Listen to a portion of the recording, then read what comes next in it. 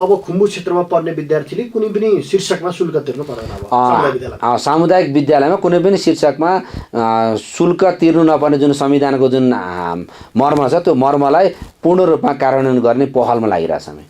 तपाईँलाई 10 लाख हुन्छ helicopter rescue हुन्छ भनेपछि छिमेकी पालिकाबाट चाहिँ आउनुहुन्छ कि हो कि अब बाहिर अनि एउटा दुईवटा केस कस्तो पनि भेट्यो भने मान्छे यहाँबाट माइग्रेट भएर भक्तपुर गयो। अब सुविधा छ भने चाहिँ फेरि माइग्रेट भएर यतै आयो। अब जस्तो खानेपानीको एकदम समस्या खुम्बु क्षेत्रमा थियो। पहिला एनएनएमसीले योजना पनि चलायो होइन। अहिले सबै टोल बस्तीहरूमा खानेपानी पुगिसक्यो।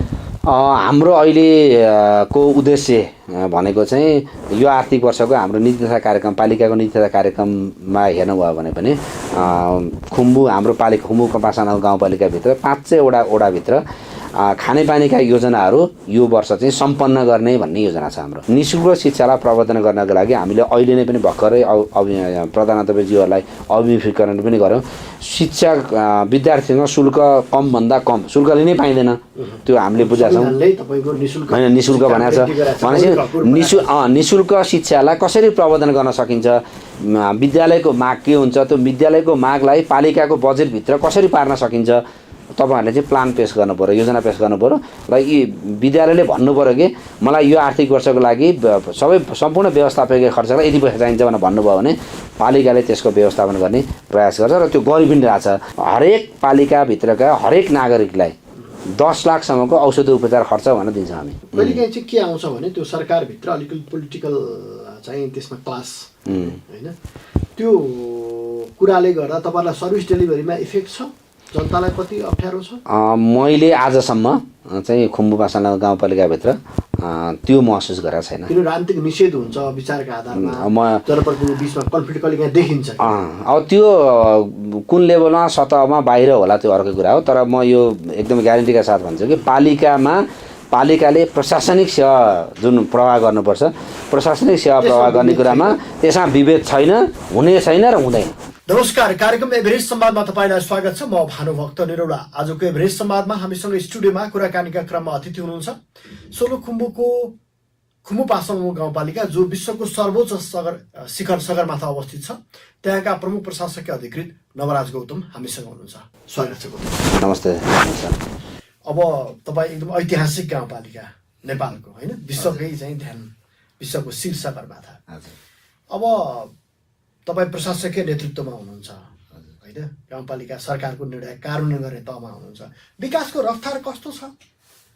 अब विकासको परिभाषा चाहिँ मैले पालिका पुगिसकेपछि खुम्बु पासाना गाउँपालिका पुगिसकेपछि यो कन्भेन्सनल विकासको जुन परिभाषा छ त्यसलाई अलिकति परिवर्तन गर्नुपर्छ कि जस्तो लाग्छ मलाई। त्यो भनेको चाहिँ बाटो पुग्नुपर्छ, रेल पुग्नुपर्छ, अनि चाहिँ पुरै विकास भएको भनिन्छ भन्नेबाट अलिकति सेवा सुविधाको पहुँच कति छ र त्यो पहुँच पुर्याउनमा स्थानीय सरकार, प्रदेश सरकार, सङ्घ सरकारले कस्तो खालको पहल गरिरहेछ भन्ने कुराले अलिकति मायने राख्छ जस्तो लाग्छ। तथापि अब सर्वोच्च शिखर सगरमाथा रहेको गाउँपालिका भएको हुनाले संसारको ध्यान त्यतातिर आकृष्ट हुनु स्वाभाविकै कुरा हो। पालिकाले आफ्नो तर्फबाट गर्नुपर्ने सङ्घ, प्रदेश र स्थानीयले समन्वयमा गर्नुपर्ने विकासका कामहरू, पूर्वाधारका कामहरू पनि गरिरहेछ र पालिका आफैले आफ्नो स्रोतबाट गर्नुपर्ने जति पनि विकासका क्रियाकलापहरू छन् त्यो क्रियाकलापलाई यथाशक्य चाँडो, गुणस्तरीय, राम्रो बनाउनेमा प्रयत्नरत नै छौँ हामी। अब त्यहाँको विकास चाहिँ एउटा संसारका एउटा मोडल पनि हुन्छ। तपाईँहरू त्यस्तो ठाउँमा हुनुहुन्छ होइन, हजारौँ विभिन्न देशका जनताहरू, पर्यटकहरू तपाईँहरूकोमा चाहिँ घुम्नका लागि त्यहाँ पुग्छन्।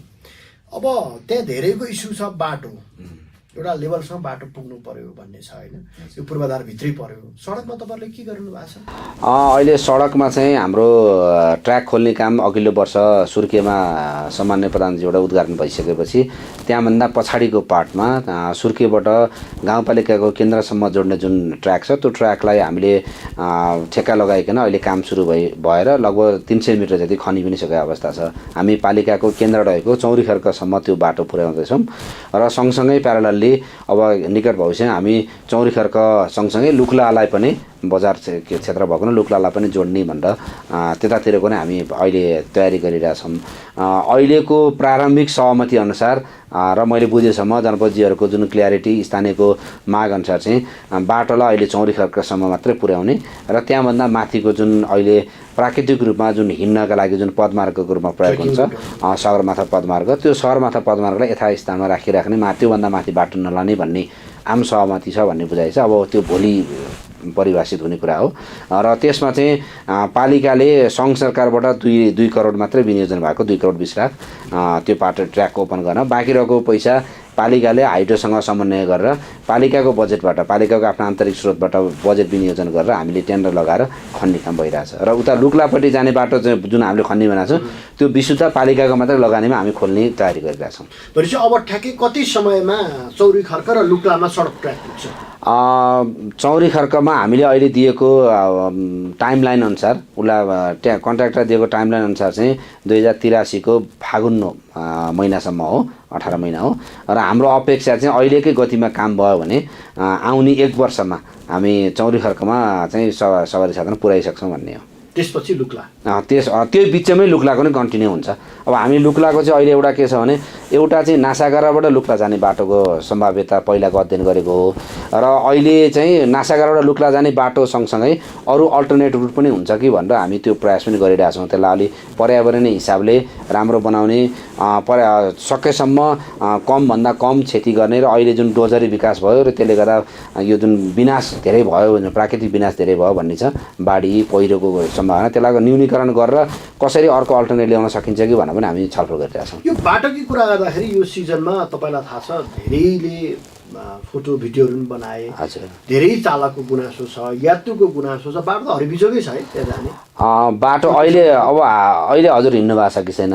अब त्यो बर्खाको मौसममा स्वाभाविक रूपमा भर्खरै ट्र्याक खोलेको बाटो, यो बर्खामा त तपाईँले मुङ्लिनको बाटो त्यस्तै देख्नुभयो, पोखरा जाने बाटो त्यस्तै देख्नुभयो, बिबी राजमार्गको हालत त्यस्तै छ भनेपछि प्राकृतिकलाई त हामीले केही गर्न सकिँदैन।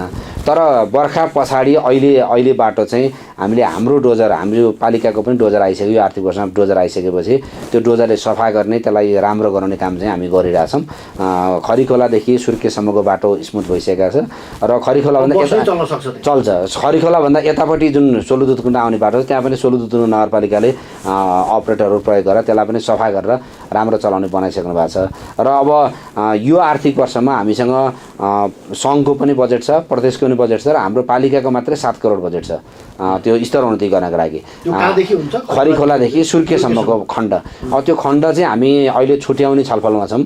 एउटा चाहिँ प्रदेशको पूर्वाधार कार्यालयले गरिरहेको काम छँदैछ, त्यहाँ अहिले स्तरोन्नतिको काम भइरहेछ। पैया खण्डमा थामडाँडादेखि पैयापट्टि जाने, सुर्खेत जानेपट्टि खण्डमा त्यो खण्ड छुट्याएर सङ्घले कहाँ गर्ने, प्रदेशले कहाँ गर्ने, स्थानीयले हामीले कहाँ गर्ने भन्ने कुरा हामी अहिले छलफलमा छुट्याउने क्रममै छौँ। र छुट्टिसकेपछि तपाईँको मात्रै बजेट 7 करोड छ। हामी यो चाहिँ स्तरोन्नति मात्रैमा खर्च गर्दैछौँ, खरिखोला र उता भने चाहिँ आउँदो बर्खासम्म 12 मासे बनाउन सकिन्छ। हाम्रो अपेक्षा अब 12 मासे हुनलाई रोकिँदैन यो बजेटले। अब स्तरोन्नति हामीले 2 ठाउँ चाहिँ कजवे बनाउनु पर्ने छ, बाँकी रहेको ठाउँमा चाहिँ हामीले सोलिङ गऱ्यो भने 12 महिना चलाउन सक्ने सजिलो स्तरोन्नति राम्रो बाटो बन्छ। अब यहाँ योसँगै जोडेँ, जस्तो तपाईँहरूसँग बजेट अथाह छ, यो कोशी प्रदेशको सबभन्दा बढी आन्तरिक स्रोत भएको पालिकाभित्र पर्छ। तपाईँहरूले लगभग पर्यटकबाट 16 करोड हाराहारी रोयल्टी वार्षिक उठाउनुहुन्छ। सगरमाथा रयाल लगायतको रोयल्टी तपाईँहरूलाई आउँछ 13-14 करोड। बजेट अथाह छ तर तपाईँहरू खर्च गर्न सक्नुहुन्न कि? अब यो यही बजेट अरूले पाउने हो भने बजेट नपाएर धेरै पालिकाहरू स्रोत अभावमा छटपटाइरहेका छन्, तपाईँहरू स्रोत भएर पनि खर्च गर्न सक्नु होइन। यस्तो हुन्छ, स्रोत भएर मात्रै खर्च गर्न चाहिँ सकिँदैन भन्ने कुरा त अब ठुला महानगरपालिकालाई हेऱ्यो भने पनि उहाँहरूको बजेटको स्रोत टन्नै छ। तर त्यहाँको मागको कुराहरू त यहाँ माग बढी छ होइन, सहरमै पनि खर्च गर्न सकिएन भने चाहिँ हाम्रो जस्तो प्राकृतिक रूपमा सुन्दर भए पनि भौगोलिक रूपमा जुन विकटता छ त्यो विकटताको बिचमा हामीले गर्नुपर्ने काम धेरै छन्। तर त्यो कामलाई पुँजीगत खर्च भनेको चाहिँ सरकारले मात्रै गरेर हुँदैन। सरकारले बजेट विनियोजन गर्छ, कार्यक्रम बनाउँछ, तर त्यो क्षमता भएका निर्माण व्यवसायहरू आउँछन् कि आउँदैनन्, निजी क्षेत्र सहभागी हुन्छ हुँदैन, समयमा काम सम्पन्न गर्छ कि गर्दैन भन्ने कुराले पनि तपाईँको पुँजीगत खर्चलाई निर्धारण गर्छ। हाम्रो पालिकाभित्रै भएका सञ्चालन भएका ठुला आयोजनाहरू सम्पन्न हुन टाइम लाग्यो। इभन अब प्रदेशबाट सङ्घबाटै सञ्चालन भएको आयोजना पनि समयमा सम्पन्न भएको छैन भने चाहिँ हाम्रो पनि पालिकाले सञ्चालन गरेका आयोजनाहरू पनि के भयो समयमा सम्पन्न हुन सकेन। र अघिल्लो वर्ष त हामीसँग प्राकृतिक विपत्तिको कारणले गर्दा ठुलो बजेट हामीले जहाँ खर्च गर्ने भने त्यो बजेटलाई डाइभर्ट गरेर हामीले पुनर्स्थापना र पुनर्निर्माण लगायौँ। भनेपछि खर्च गर्ने चाहिँ एउटा खालको संयन्त्र हुन्छ, सार्वजनिक खरिद ऐन नियमावली लगायत यी सबै कुरालाई ध्यान दिएर गर्नुपर्ने हुन्छ र सँगसँगै त्यो क्षमतालाई धान्न सक्ने खालको निजी क्षेत्र र निर्माण व्यवसाय आउँछ कि आउँदैन भन्ने कुराले पनि त्यसलाई निर्धारण गर्दछ भन्ने कुरा चाहिँ मैले महसुस गरेको छु। चुक्न चाहिँ तब जस्तो कार्यान्वयन गर्ने एउटा सरकारले निर्णय गरिदिएको जनप्रतिनिधिहरूको बडीले अब कार्यान्वयन गर्ने दायित्व डे 1 बाट तपाईँहरूको यो खर्च प्रतिशत 50% भन्दा उकालो गएको देखिँदैन। गत साल पनि तपाईँहरूको हाराहारी 45% पुँजीगत खर्च भयो। यो हिसाबले गर्दाखेरि त तपाईँहरू पनि चुक्नुभयो भन्ने देखिन्छ नि तथ्याङ्कले कि स्वाभाविक रूपमा त्यो प्रशासनिक रूपमा लिनुपर्ने जिम्मा हामीले लिनुपर्छ। तर स्थानीय स्तरको स्थानीय तहबाट हुने विकास निर्माणको काम भनेको प्रशासनिक नेतृत्वले मात्रै पनि हुँदैन। त्यहाँ चाहिँ जनप्रतिनिधिको चाहना, जनप्रतिनिधिको संलग्नता, उहाँहरूको तदारकता मात्रैले पनि हुँदैन। उदाहरणको लागि उदाहरणको एउटा सानो उदाहरण हेऱ्यो भने तपाईँलाई एउटा काम चाहिँ तपाईँले उपभोक्ता समितिबाट गर्ने भन्नुभयो। उपभोक्ता समिति बनाउन कति धेरै प्रक्रिया पुरा गर्नुपर्छ र त्यो उपभोक्ता समिति बनेर आएपछि निर्णयमा जान्छ। अब हाम्रोमा के समस्या छ, वर्षको 6 महिना सिजन हुन्छ, 6 महिना अफ सिजन हुन्छ। 6 महिना मान्छेहरू अब सिजनमा तपाईँले सिजनमा पनि मान्छे भेटाउनुहुन्न अनि अफ सिजनमा पनि मान्छे भेटाउन के हुन्छ गाह्रो हुन्छ। भनेपछि के भयो, अफ सिजनमा जाडो छ मान्छे जानु पर्यो, भनेपछि तल झर्नु पर्यो। अब सिजनमा के हुन्छ, मान्छे आफ्नै काममा व्यस्त हुन्छ। भनेपछि त्यसले गर्दा त्यो पनि एउटा हाम्रो हडलको रूपमा छ। समयमा हामीले योजना सम्झौता गर्न सक्दैनौँ, समयमा हामी कार्यान्वयन गर्न जान सक्दैनौँ। जस्तै अहिले नै हामीले हेऱ्यौँ भने योजना सम्झौता भएका योजना पनि कार्यान्वयनमा गएको छैन। कारण के हो, अब सिजन बल्ल सकिन लाग्यो, सिजन सकेपछि अब हामी गर्छौँ, कामदारहरू बोलाउँछौँ, काम गर्छौँ भन्ने हुन्छ। त्यो कुरा उपभोक्ता समितिमा मात्र होइन कि त्यो तपाईँको निर्माण व्यवसायमा लागु हुन्छ। किन निर्माण व्यवसायले पनि कि स्थानीय होइन भने छेउको गाउँपालिकाबाट ल्याउने कामदार त भनेपछि त्यो कामदारहरू के छ, सिजनभरि चाहिँ उनले राम्रो कमाउँछन्, एक्सपिडिसन जान्छन्, ट्रेकिङमा जान्छन् अनि अफ सिजन भएपछि बल्ल लगाउने भयो हुनाले अलिकति त्यो खालको समस्या पनि हामीसँग छ। र अब अलि अगाडि चाहिँ यो निर्माणको सामग्रीहरू लानलाई कठिनाइ भएको कारणले गर्दाखेरि पनि कतिवटा आयोजना चाहिँ समयमा सम्पन्न नभएर बसिरहेको थियो भने अब बाटोको पहुँच चाहिँ चौरी खर्कसँग पुगिसकेपछि अबको तपाईँको पुँजीगत खर्चको अथवा अब हुने विकास निर्माणको काम चाहिँ अलिकति फरक हुन्छ र निर्माण व्यवसायलाई निजी क्षेत्रलाई काम गर्न पनि सजिलो हुन्छ जस्तो लाग्छ। अब स्थानीय सरकारको गाउँपालिकाको गौरवका आयोजनाहरू चाहिँ के चलिरहेको छ? अब अहिले हाम्रो मेगा प्रोजेक्ट भनेको चाहिँ पहिलो बाटो नै हो। त्यो भनेको चाहिँ गाउँपालिका केन्द्रसम्म जोड्ने बाटो। अर्को चाहिँ हाम्रो अहिले लुक्ला जाने बाटो छ, 2टा बाटो भए। त्योभन्दा बाहेकको मेगा प्रोजेक्ट हाम्रो एउटा प्रसारण लाइन बनिरहेछ। तपाईँको चाहिँ यो आमद अमला हाइड्रोबाट उत्पादन भइसकेपछि त्यो चाहिँ गाउँहरूमा पुर्याउनको लागि जुन डिस्ट्रिब्युसन लाइन छ त्यो ट्रान्समिसन र डिस्ट्रिब्युसन लाइनको एउटा प्रोजेक्ट छ अघिल्लो वर्ष भएको। सँगसँगै हाम्रो खुम्जुङ खुन्दै ढल अन्डरग्राउन्ड हुन्छ।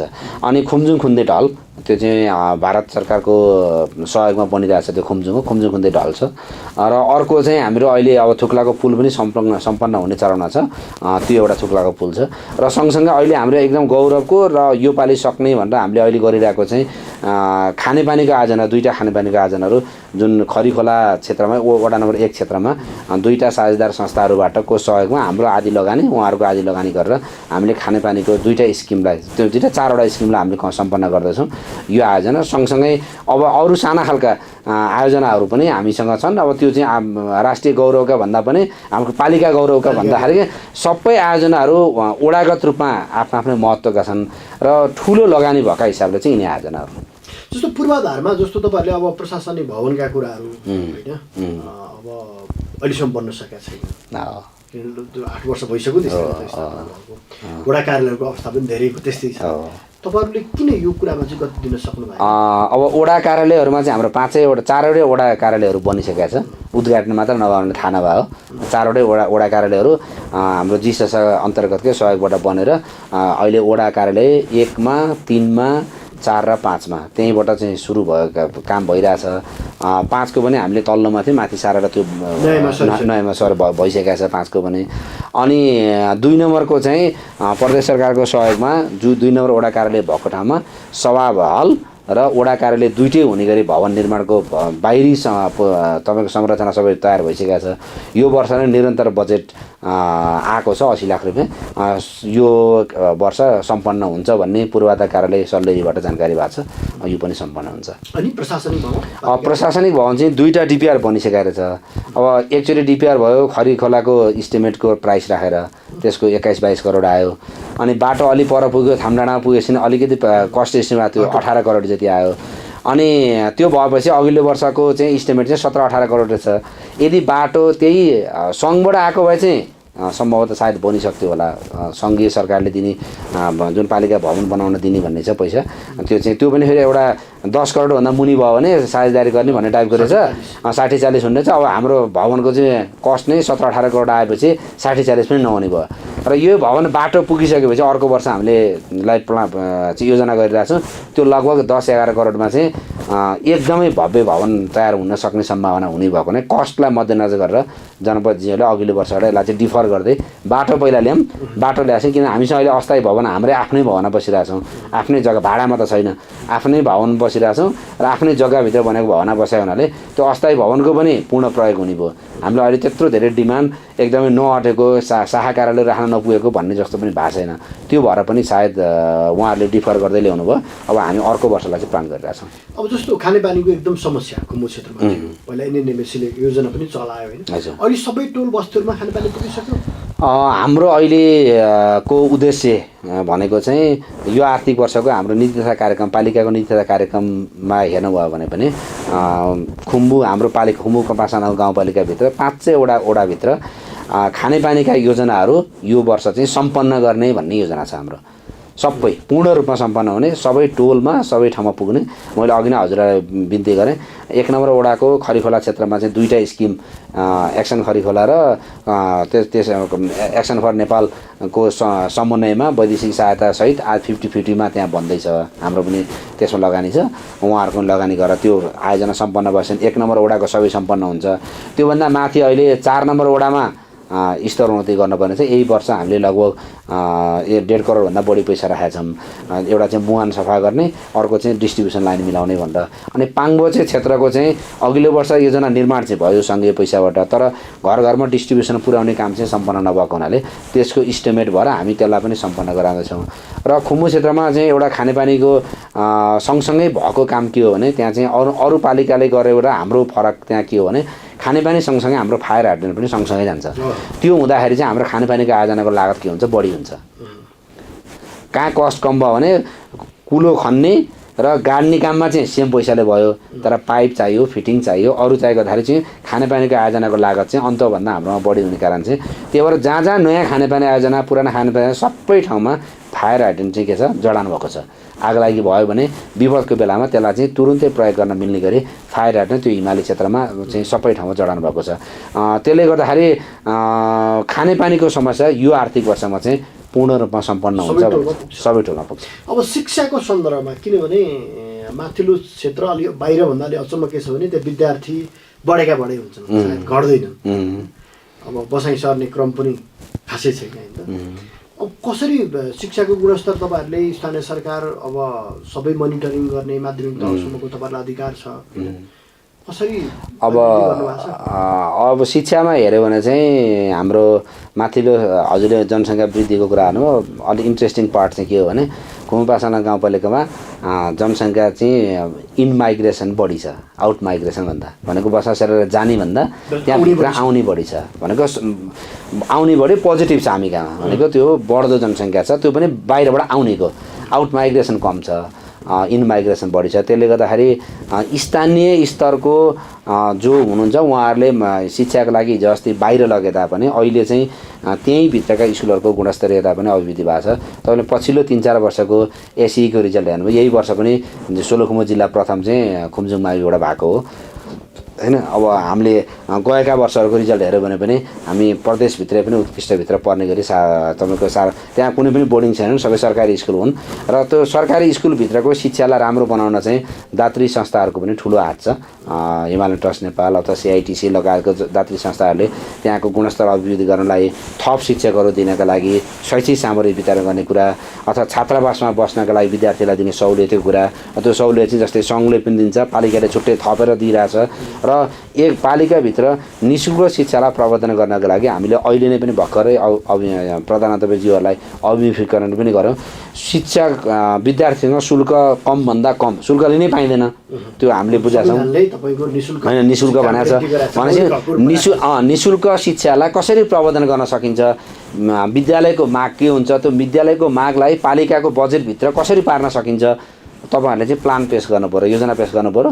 र यी विद्यालयले भन्नु पऱ्यो कि मलाई यो आर्थिक वर्षको लागि सम्पूर्ण व्यवस्थापकीय खर्चलाई यति पैसा चाहिन्छ भनेर भन्नुभयो भने पालिकाले त्यसको व्यवस्थापन गर्ने प्रयास गर्छ र त्यो गरि पनि रहेछ।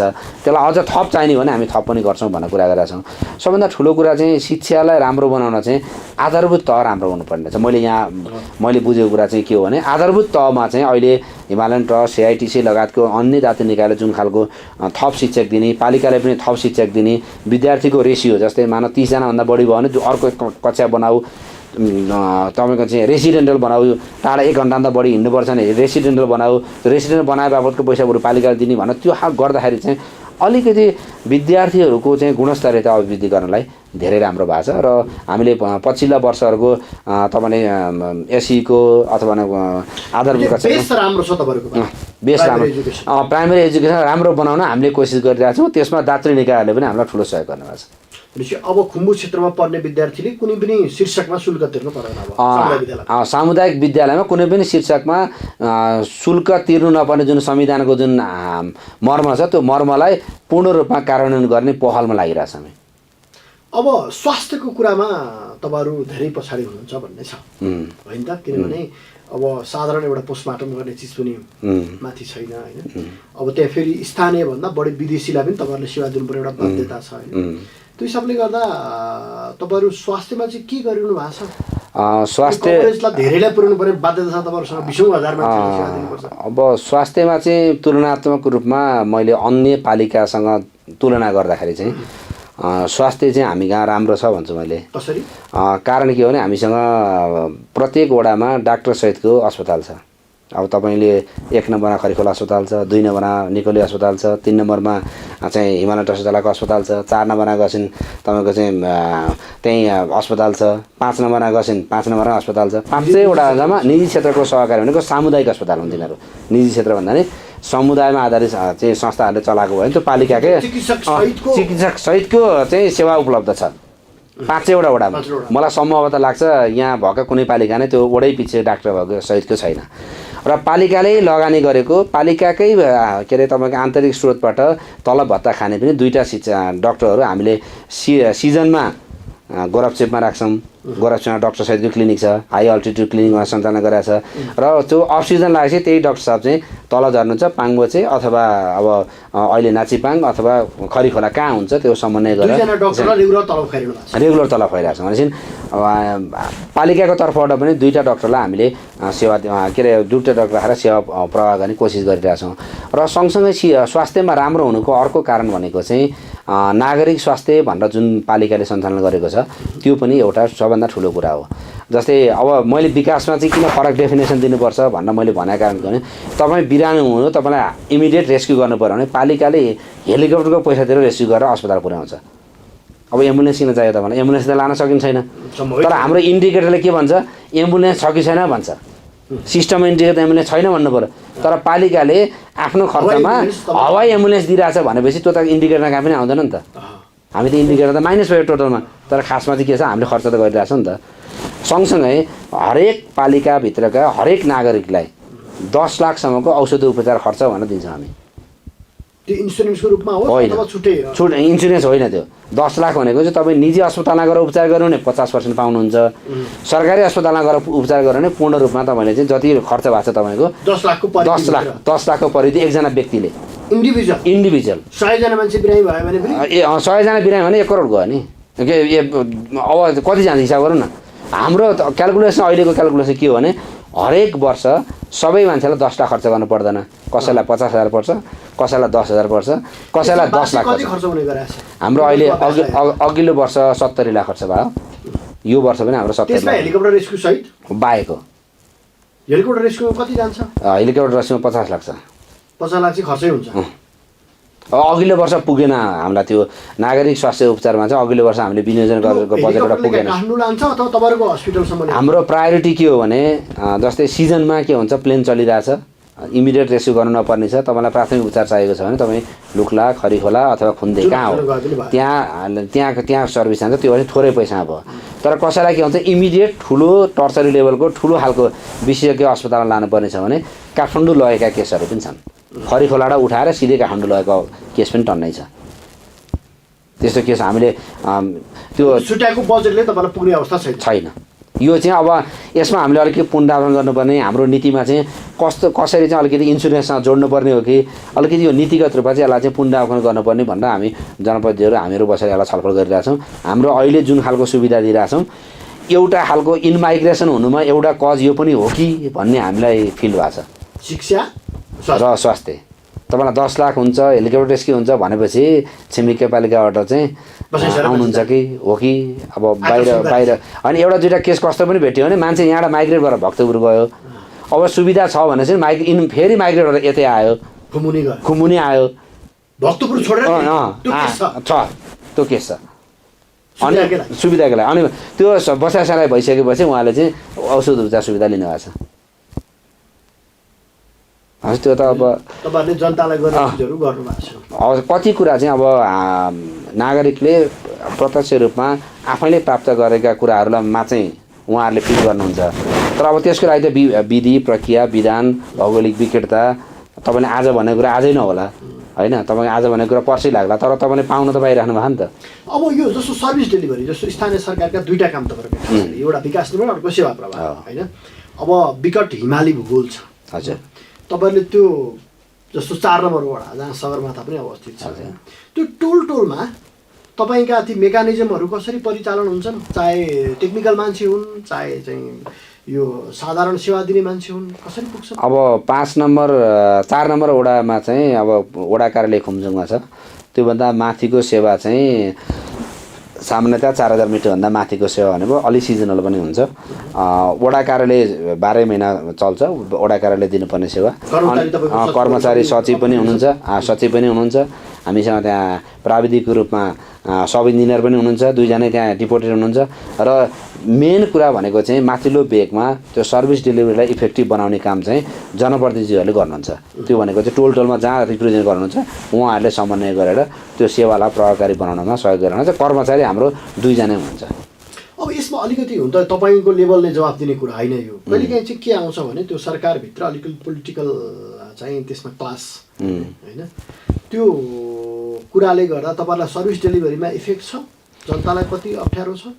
मैले आजसम्म चाहिँ खुम्बु पासाना गाउँपालिकाभित्र त्यो महसुस गरेको छैन। किन राजनीतिक निषेध हुन्छ विचारका आधारमा, जनप्रतिनिधि बिचमा कन्फ्लिक्ट कहिलेकाहीँ देखिन्छ। अब त्यो कुन लेभलमा सतहमा बाहिर होला त्यो अर्को कुरा हो। तर म यो एकदम ग्यारेन्टीका साथ भन्छु कि पालिकाले प्रशासनिक सेवा जुन प्रवाह गर्नुपर्छ, प्रशासनिक सेवा प्रवाह गर्ने कुरामा त्यसमा विभेद छैन, हुने छैन र हुँदैन, त्यो ग्यारेन्टी गर्न सक्छु म त।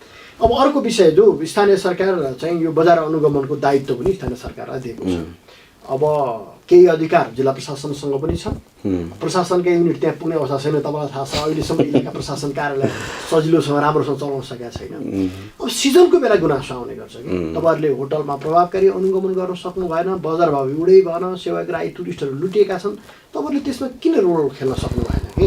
अब यसमा चाहिँ के हुँदो रहेछ भने बजार अनुगमन चाहिँ एउटा पालिकाको मात्रै होइन, यो चाहिँ संयुक्त टोलीले प्रभावकारी हुन्छ। हामीले सदरमुकाम भएको ठाउँमा अथवा तल्लो बेल्टमा हेऱ्यो भने पनि जिल्ला प्रशासन, त्यसपछि खाद्य अथवा पशु उद्योग वाणिज्य सङ्घ सबै मिलेर गर्ने हो। हामी कहाँ हाम्रो क्षेत्रमा बजार ठुलो बजार देखिएन, अहिलेसम्म उद्योग वाणिज्य सङ्घको कुनै गठन भएको छैन, इकाइ नै छैन होइन। भनेपछि हामीलाई अहिले कहिलेकाहीँ कस्तो हुन्छ भने निजी क्षेत्रलाई प्रतिनिधित्व गराउनु पऱ्यो भने मान्छे खोज्दा हैरान हुन्छ। जस्तै विभिन्न समिति छन् नि, स्थानीय लेभलका समिति गठन गर्दा निजी क्षेत्रको चाहिँ उद्योग वाणिज्य सङ्घ परिसङ्घ के को चाहिँ इन्भल्भमेन्ट गराउने भने हुन्छ, उहाँ हामी प्रतिनिधि नै पाउँदैन। साधारण चाहिँ स्थानीय विपद व्यवस्थापन समितिकै बैठक भन्नु पऱ्यो भने कोरम पुर्याउनलाई निजी क्षेत्रको मान्छे भेटाउन हामीले पाउँदैनौँ भनेपछि त्यो खालको समस्या त्यहाँ छँदैछ। तर पालिका लेभलमा चाहिँ बाटो भर्खर पुगेको हो, अघिल्लो वर्ष ट्र्याक पुगेको हो। बजारमा चाहिँ हामीले त्यस्तो भनेको जस्तो लुटिएकै भन्ने बजार भावै घटेको भने राज्यको उपस्थिति न्यून भएको त सत्य हो। होइन अब यस्तो छ सिजनको बेला भनेको सिजनको बेला फुर्सदै छैन त नि होइन मान्छेलाई व्यवसायीलाई फुर्सद हुनु पर्यो नि त। अनि अब हामीले त्यो माथि चाहिँ गएर हामीले कम्तीमा तपाईँहरूले मूल्य सूची बजारमा एकरूपता एउटा मूल्य सूची त लागू गर्न सक्नु होला नि त। ल पाङबुचीमा यो मूल्य सूची, दिङबुचीमा यो, गोरखसम्म भन्न सकिएला होइन प्रतिस्पर्धी बजार होइन प्रतिस्पर्धी बजारको हामीले परिकल्पना गरेपछि तिमी बजारमा चाहिँ यो मूल्य राख्नुपर्छ भनेर त हामीले भन्न सकिँदैन नि, कहाँ पनि छैन नि। मूल्य सूची कहाँ छ मूल्य सूची निर्धारण एमआरपी लेखेको कुरा चाहिँ तपाईँले एमआरपी डिस्प्ले गर्नु पर्यो, एमआरपी तपाईँले कति पैसा बेच्ने भन्ने कुरा भन्नु पर्यो। तर जस्तै रिसोर्टले लिने पैसा, रिसोर्टको रुमको पैसा चाहिँ एउटाले $10 लिँदा अर्कोले चाहिँ $20 लिँदा अर्कोले तपाईँको चाहिँ $1 लिँदा, त्यो भनेको चाहिँ सुविधामा निर्भर हुने कुरा हो। तपाईँले भनेको खानेकुराको मूल्य सूची त्यो कुरा चाहिँ जुन कुरा निर्धारण भएर प्याकेटमा निर्धारण भएर आएको कुरा हुन्छ, अथवा भनेको रेस्टुरेन्ट हो भने उसको मेनु हुन्छ, मेनु फिक्स हुनु पर्यो। त्यो मेनु चाहिँ मलाई लाग्छ सबै होटलमा त्यो फिक्सै छ। तर अब हामीले होटल रिसोर्टबाट दिने सर्भिस रिलेटेड जुन प्राइस छ त्यो प्राइस चाहिँ मोनिटरिङ गर्न मलाई लाग्छ तपाईँलाई पनि अब भनेको जस्तै सल्लेरीभित्रकै हाम्रो जति पनि होटलले सबैले एउटै मूल्य लिन्छन् भन्ने हुन्छ र हुँदैन नि, सबैको एउटै हुन्छ र मूल्य सर्भिस अनुसार फरक हुन्छ, क्वालिटी अनुसार फरक हुन्छ।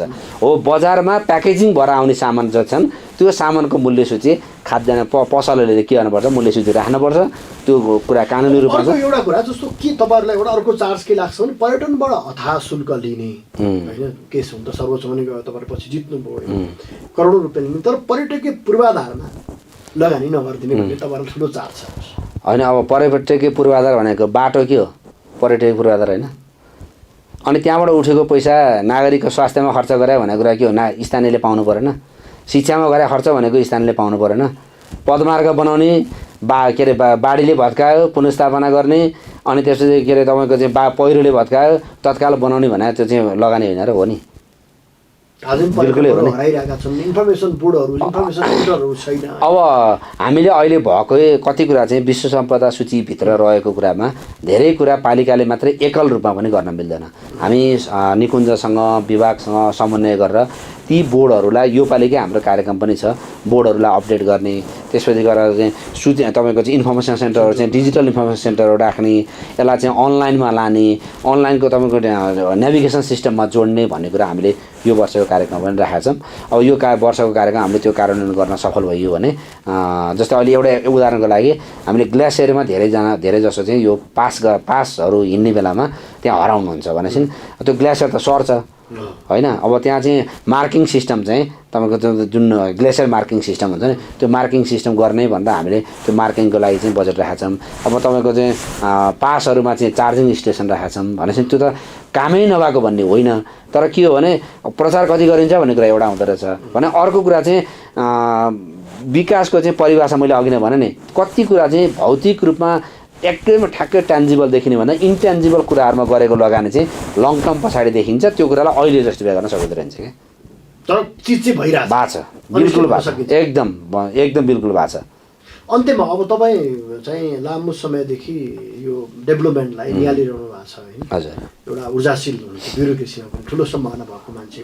यो चाहिँ खुम्बु क्षेत्र तपाईँ बसेर काम गर्नुभयो र खुम्बु क्षेत्रलाई समग्र निहाल्दाखेरि यसको भविष्य र यसको व्यवस्थापकीय पाटोमा के गर्नु पर्ला? अब खुम्बु क्षेत्र भनेको चाहिँ आफैमा चिरपरिचित क्षेत्र। यसमा मैले देखेको 2-3वटा कुरा मलाई लागेको चाहिँ के भने अब अहिले हामी विकासको कुरा गरिरहँदाखेरि भौतिक विकासहरू गरिरहँदाखेरि सबभन्दा पहिलो कुरा त्यहाँको संस्कृति र सम्पदा हामीले कसरी जोगाउने, शेर्पा संस्कृति होला अथवा अरू के सम्पदा होला त्यो संस्कृति र सम्पदा जोगाउन सकिएन भने एउटा च्यालेन्ज छ हामीसँग। अर्को भनेको चाहिँ हामीले भौतिक विकास गरिरहँदा हाम्रो प्राकृतिक सुन्दरता र प्राकृतिक जुन अवस्था छ नि त्यसमा कस्तो खालको दखल पर्छ भन्ने कुरा हामीले अहिले समयमै विचार गरिएन भने जस्तै मलाई अहिले चिन्ता लाग्ने के हो भने तपाईँ मासतिर लाग्यो भने तपाईँले भनेका घरका संरचना हिजोको संरचना छैनन् के पनि। तपाईँ के हेर्न आउने भन्दा युरोपको घर नै एउटै छन्, काठमाडौँको घर नै एउटै छन्, कङ्क्रिटाइजेसन बढी हुँदैछ, प्यानल बोर्डहरूको धेरै प्रयोग भएको छ। ल त्यो पर्छ तर त्यसलाई सस्टेनेबल कसरी बनाउने, दिगो कसरी बनाउने, बिस्तारै हुँदैछ भनेपछि अब त्यो त्यहाँको जुन प्राकृतिक मूल्य मान्यतालाई त कसले च्यालेन्ज गरिरहेछ? जलवायु परिवर्तनले च्यालेन्ज गरिरहेछ भनेपछि त्यो जलवायु परिवर्तनले पारेको जुन जति पनि च्यालेन्ज तपाईँको चाहिँ चुनौतीहरू छ त्यसलाई चाहिँ न्यूनीकरण गर्दै हाम्रो संस्कृति सम्पदा र पर्यावरण कसरी जोगाउने भन्ने कुरा चाहिँ बहुत तपाईँको चाहिँ चुनौतीको विषय छ र त्यो कुरालाई एड्रेस गर्नका लागि पालिका स्थानीय सरकार र सङ्घ सरकारले संयुक्त रूपमा काम गर्नुपर्छ। सगरमाथा भनेको चाहिँ पालिकाको मात्रै सम्पत्ति होइन, यो संसारको सम्पत्ति हो। यसलाई जोगाउनको लागि चाहिँ अहिले हामीले सङ्घीय सरकारबाट प्रदेश सरकारबाट जुन खालको जति धेरै पहल हामीले त्यहाँ त्यो पर्यटन प्रबन्धन गर्नुपर्ने हो त्यो नहुँदाखेरि अहिले तपाईँले देख्नुहुन्छ बाटो पुगे पछाडि जुन खालको भिड तपाईँले मुस्ताङमा मनाङमा देखिराख्नु भएको छ त्यहाँ चाहिँ म्यानेज भएन। मान्छे एक दिन 20,000 मान्छे पुगे। भोलि बाटो राम्रो भएपछि लुक्लामा 20,000 पुग्दैन भन्ने छैन नि त। संसारको छानो हो, हामी त संसारलाई लिएर बसेका छौँ भनेपछि त्यो म्यानेज गर्नका लागि चाहिँ हामीले अहिले नै संस्कृति सम्पदा र तपाईँको चाहिँ यो प्राकृतिक जुन एउटा कुरा राज्यले गर्न छुटाएको चिज अथवा खुमा गर्नै पर्ने चिज सङ्घीय सरकारले राज्यले त्यो अर्थ भनिरहेको छ के गर्नुपर्ने रहेछ? मलाई लागेको चाहिँ यो अहिले जुन बाटो बनिरहेको छ नि यो बाटो चाहिँ एकैचोटि झ्याप्प राम्रो बनाइदिने पछि हान्दिने राम्रो बनाइदिने। किनभने अब यो अलि राम्रो म्यासेज पनि जान्छ। त्यहाँभन्दा माथिको लागि चाहिँ तपाईँले चाहिँ दिगो पर्यटन विकास कसरी गर्न सकिन्छ? सुविधा त अहिले हामीले संसारभरि गयो भने त यति राम्रा सुविधा छन्।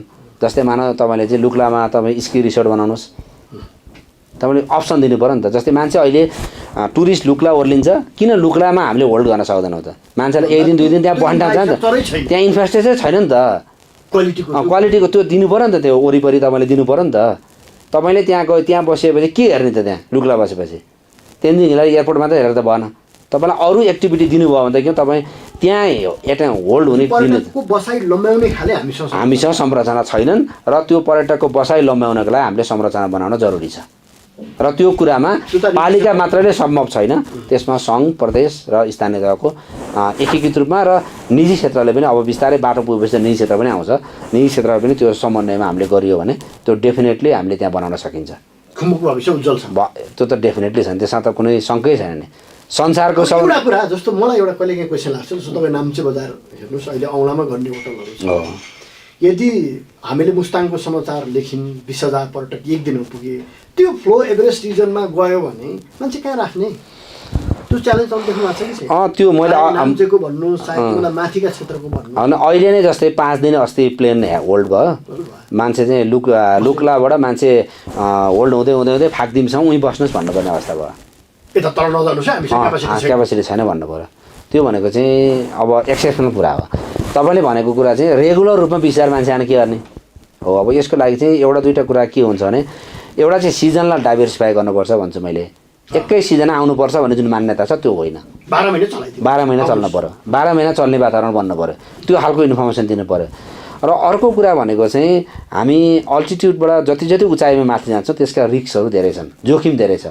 त्यो जोखिमलाई हामीले बेलैमा आकलन गर्न सकिएन भने नाम्चेमा भिड त हुन्छ, सँगसँगै मानवीय क्षति पनि धेरै हुन्छ। अहिले नै तपाईँ मनाङको हेर्नुहोस्, वर्षमा 12-15 जना मान्छे मरिरहेछन्। मुस्ताङको माथि कसी हेर्नुहोस्, त्यही मान्छे हामी चाहिँ के भन्छौँ, गएर के हुन्न, गाडी जान्छ खुट्टा जान्छ। त्यसले गर्दाखेरि हामीले दुईवटा कुरामा, एउटा चाहिँ नम्बर कति छ त्यो कुरा अब हामीले अहिले ट्र्याक पनि गरिरहेछौँ। जस्तै नाम्चेको क्यापासिटी कति हो त्यो मान्छेलाई तलबाटै माथि जान नदिने, आज हाम्रो भरियो भनेर बनाउन सक्ने, तलै होल्ड गर्ने भयो भने मान्छे त्यो रोटेसन हुन्छ, माथि जाँदाखेरि त्यही अनुसारले प्लान गरेर जाने खालको बनाउनु पर्ने हुनसक्छ। र त्यसको लागि चाहिँ सङ्घले र स्थानीय तहले मिलेर के गर्नु पऱ्यो, इन्फर्मेसन सिस्टम चाहिँ राम्रो बनाउनु पऱ्यो, ताकि ल आज यति टुरिस्ट छिरे माथि जानुभयो, अब हामी यहाँभन्दा माथिको चाहिँ क्यापासिटी त भरिसक्यो, अब जान मिल्दैन भन्ने खालको चाहिँ हामीले त्यो खालको इन्फर्मेसन दिन सक्यो भने माथि हुनसक्यो। किनभने माथि चाहिँ हामीले जति पनि होटल बनाउने जति पनि बनाउने भन्ने पनि होइन, त्यसले पर्यटनमा असर गर्छ। त्यो विश्वबाट सूचीबाट चाहिँ भोलि खतराको सूचीमा पर्न सक्छ भनेपछि त्यहाँ भएकोलाई क्वालिटी कसरी इम्प्रुभमेन्ट गर्ने, नम्बर अफ होटल बढ्ला, सिट पनि बढ्ला, तर तपाईँले यहाँ चाहिँ 20,000 पनि थाम्न सक्ने हुँदैन भनेपछि यसलाई अलिकति गुणस्तरीय पर्यटनमा हामीले जोड दिनुपर्छ। र त्यो कुरा चाहिँ तल अहिले समस्या के हो नाम्चेको भने तल होल्ड नहुने समस्या हो।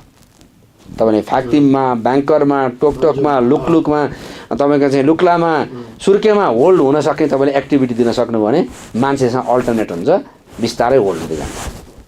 त्यो इन्फ्रास्ट्रक्चर अब बनाउनुपर्छ, त्यसमा ध्यान दिनुपर्छ। हस्, लामो समयसम्म कुरा हो, यहाँको अमूल्य समय र महत्त्वपूर्ण विचारका लागि धेरै धेरै धन्यवाद। एकदम धन्यवाद भन्नुहोस् सर, मेरो आफ्नो विचार र खुम्बु पासाङ गाउँपालिकाको विषयमा बोल्ने मौका दिनुभएकोमा धेरै धेरै धन्यवाद। धन्यवाद। कार्यक्रम एभरेस्ट संवादमा आज हामीसँग स्टुडियोमा कुराकानीका क्रममा अतिथि हुनुहुन्थ्यो खुम्बु पासाङ गाउँपालिकाका प्रमुख प्रशासकीय अधिकृत नवराज गौतम। आजको यो प्रस्तुतिबाट म भानुभक्त नेरोला पनि बिदा हुन्छु। नमस्ते।